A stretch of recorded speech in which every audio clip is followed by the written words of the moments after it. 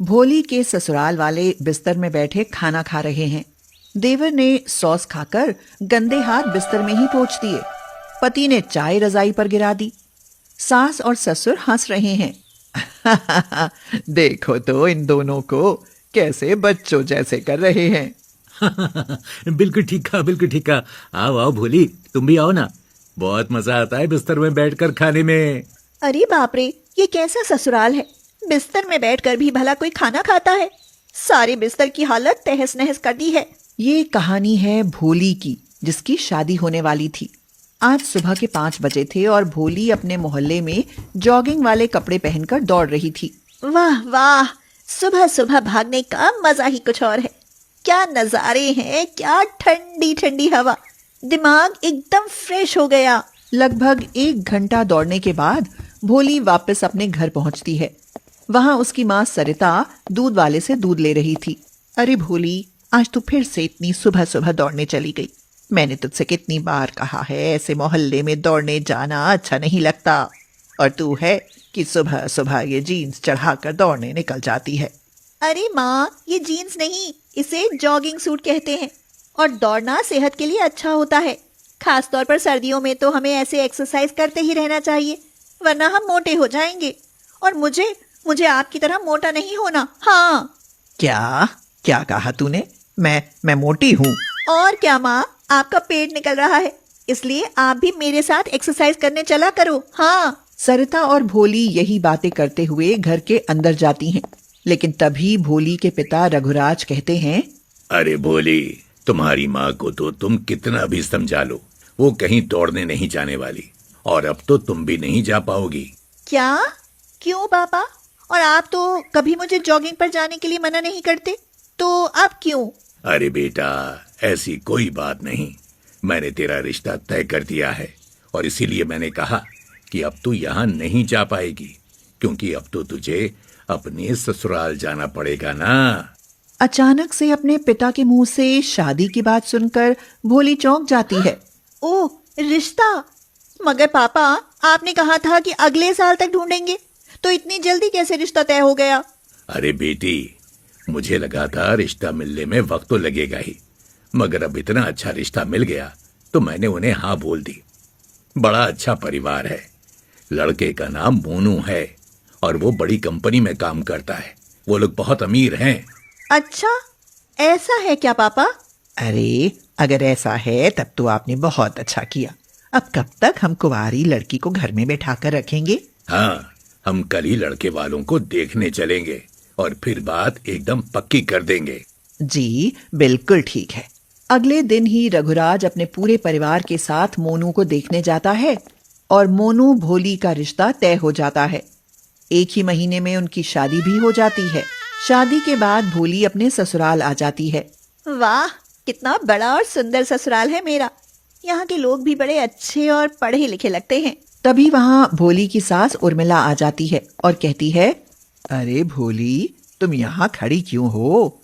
अरे अब ये तुम्हारा अपना घर है, इतना शर्माओ मत। आओ, मैं तुम्हें तुम्हारा बेडरूम दिखाती हूँ।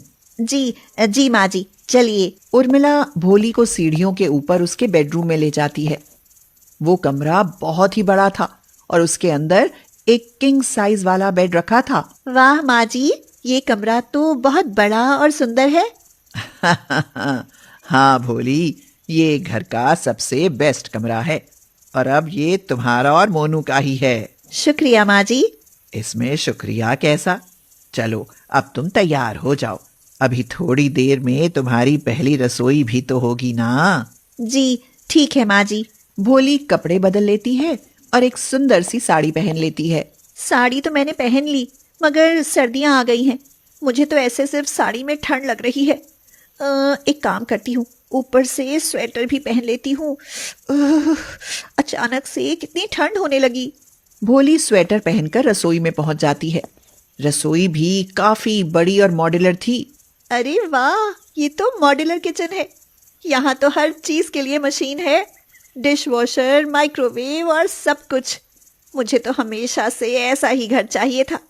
भगवान जी, आपने तो मेरे भाग्य ही खोल दिए कि मुझे ऐसा अच्छा ससुराल दिया।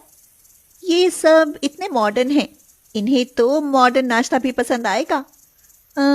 एक काम करती हूँ, सबके लिए वाइट सॉस पास्ता और स्पेशल ड्रिंक बनाती हूँ। हाँ।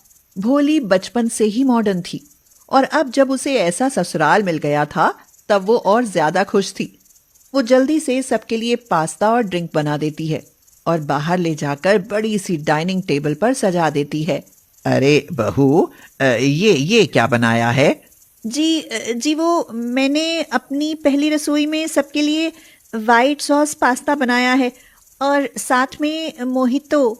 जैसे ही भोली इतना कहती है उसके सभी ससुराल वाले शांत हो जाते हैं और एक दूसरे को देखने लगते हैं।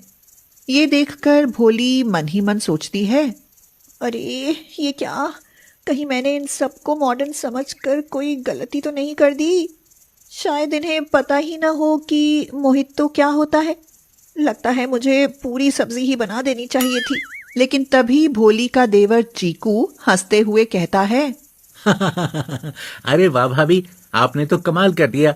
हम सब तो यहाँ डर रहे थे कि आप कहीं वो पूरी सब्जी और खीर जैसी चीजें न बना दें, जबकि हमें तो यही सब खाना पसंद है। हाँ, सही कहा चीकू ने। भाभी, ये वाइट सॉस पास्ता से तो बड़ी अच्छी खुशबू आ रही है और ये मोहितो भी देखने में कमाल लग रहा है। चलो चलो खा कर देखते हैं। सभी लोग खाते हैं और उन्हें भोली का बनाया खाना बड़ा पसंद आता है। ये सब देखकर भोली बहुत ही ज्यादा खुश हो जाती है। बाद में वो सोचती है, बस अब तो मैं हमेशा खुश रहूंगी अपने ये मॉडर्न ससुराल में। इसी तरह से कुछ समय बीत जाता है और सर्दियां आ जाती हैं। सुबह सुबह भोली 5 बजे उठती है और सोचती है, वाह वाह, अब तो एकदम सर्दियां आ गई हैं। रजाई से निकलने का मन ही नहीं कर रहा, मगर नहीं, निकलना तो पड़ेगा। अभी तैयार होकर टहलने निकल जाती हूँ। ऐसा करने से एकदम तंदुरुस्ती आ जाएगी।